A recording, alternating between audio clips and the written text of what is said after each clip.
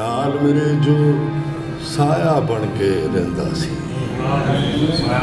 ਨਾਲ ਮੇਰੇ ਜੋ ਸਾਇਆ ਬਣ ਕੇ ਰਹਿੰਦਾ ਸੀ, ਬਿਸਤਰ ਉੱਤੇ ਅਕਸ ਵਿਛਾ ਕੇ ਚਲਾ ਗਿਆ। ਪੰਜਾਬੀ ਬੋਲੀ ਦੇ ਮੰਨੇ ਪਰਮੰਨੇ ਸ਼ਾਇਰ, ਕਹਾਣੀਕਾਰ, ਸੂਝਵਾਨ ਤੇ ਸਹਾਫੀ ਅਕਰਮ ਸ਼ੇਖ ਹੋਰੀ ਦੁਨੀਆ ਤੋਂ ਚਲਾਣਾ ਕਰ ਗਏ। ਉਹਨਾਂ ਸਾਰੀ ਹਯਾਤੀ ਆਪਣੀ ਮਾਂ ਬੋਲੀ ਦੇ ਵਧਾ ਲਈ ਕੰਮ ਕਰਦਿਆਂ ਬਿਤਾਈ। ਅਕਰਮ ਸ਼ੇਖ ਹੋਰਾਂ ਦਾ ਤਾਲੁਕ ਬੁੱਲੇ ਸ਼ਾਹ ਦੀ ਨਗਰੀ ਸ਼ਹਿਰ ਕਸੂਰ ਦੇ ਕਸਬੇ ਲਲਿਆਣੀ ਨਾਲ ਸੀ। ਇਹੋ ਵਜ੍ਹਾ ਹੈ ਕਿ ਉਹਨਾਂ ਦੇ ਖਿਆਲ ਅੰਦਰ ਬੁੱਲੇ ਸ਼ਾਹ ਹੋਰਾਂ ਦਾ ਰੰਗ ਨੁਮਾਇਆ ਸੀ। ਉਹ ਆਪ ਵੀ ਇਸ ਗੱਲ ਉਤੇ ਮਾਣ ਕਰਦੇ ਸਨ ਕਿ ਉਹਨਾਂ ਆਪਣੀ ਸੋਚ ਦੇ ਦੀਵੇ ਦਾ ਚਾਨਣ ਬਾਬਾ ਜੀ ਦੇ ਫਲਸਫੇ ਤੋਂ ਲਿਆ। ਅਕਰਮ ਸ਼ੇਖ ਹੋਰੀ ਉੱਚੀ ਪੱਧਰ ਦੇ ਸ਼ਾਇਰ ਵੀ ਸਨ। ਉਹਨਾਂ ਦੀਆਂ ਸ਼ੇਰੀ ਰਚਨਾਵਾਂ ਵਿੱਚ ਲੋਕਾਈ ਦੇ ਸਾਂਝੇ ਮਸਲਿਆਂ ਦਾ ਬਿਆਨ ਮਿਲਦਾ ਹੈ। ਉਹਨਾਂ ਖੋਜ ਪਰਖ ਰਾਹੀਂ ਪੰਜਾਬੀ ਬੋਲੀ ਦੀ ਬੇਪਨਾਹ ਸੇਵਾ ਕੀਤੀ। ਉਹਨਾਂ ਦੇ ਅਦਬੀ ਮਜ਼ਮੂਨ ਪੰਜਾਬੀ ਬੋਲੀ ਦਾ ਅਜਿਹਾ ਸਰਮਾਇਆ ਨੇ ਜਿਹਨੂੰ ਕਿਸੇ ਵੀ ਆਲਮੀ ਅਦਬ ਦੇ ਸਾਹਮਣੇ ਰੱਖਿਆ ਜਾ ਸਕਦਾ ਹੈ। ਅਕਰਮ ਸ਼ੇਖ ਹੋਰੀ ਬਕਾਇਦਗੀ ਨਾਲ ਕਾਲਮ ਵੀ ਲਿਖਦੇ ਰਹੇ। ਉਹ ਫਰੰਟੀਅਰ ਪੋਸਟ, ਮਸਾਵਾਤ, ਉਸਾਫ, ਅਲਸ਼ਰਕ ਤੇ ਜਹਾਨ ਪਾਕਿਸਤਾਨ ਦੇ ਅਦਾਰਤੀ ਬੋਰਡ ਦਾ ਹਿੱਸਾ ਵੀ ਰਹੇ। ਉਹਨਾਂ ਹਮੇਸ਼ਾ ਲੋਕਾਈ ਦੇ ਮੁੱਢਲੇ ਹੱਕਾਂ ਦੀ ਗੱਲ ਕੀਤੀ। ਉਹ ਇੱਕ ਲੰਮੇ ਅਰਸੇ ਤੀਕਰ ਰੋਜ਼ਗਾਰ ਭੁਲੇਖਾ ਦੇ ਮਦੀਰ ਵੀ ਰਹੇ ਤੇ ਪੰਜਾਬੀ ਸਹਾਫਤ ਰਾਹੀਂ ਸੁੱਚੇ ਤੇ ਖਰੇ ਇਨਸਾਨ ਹੋਣ ਦਾ ਫਰਜ਼ ਨਿਭਾਉਂਦੇ ਰਹੇ। ਅਕਰਮ ਸ਼ੇਖ ਹੋਰੀ ਅੱਜ ਦੁਨੀਆ ਤੋਂ ਰੁਖਸਤ ਹੋ ਗਏ, ਪਰ ਉਹ ਆਪਣੇ ਗਿਆਨ ਤੇ ਲਿਖਤਾਂ ਰਾਹੀਂ ਹਮੇਸ਼ਾ ਜ਼ਿੰਦਾ ਰਹਿਣਗੇ।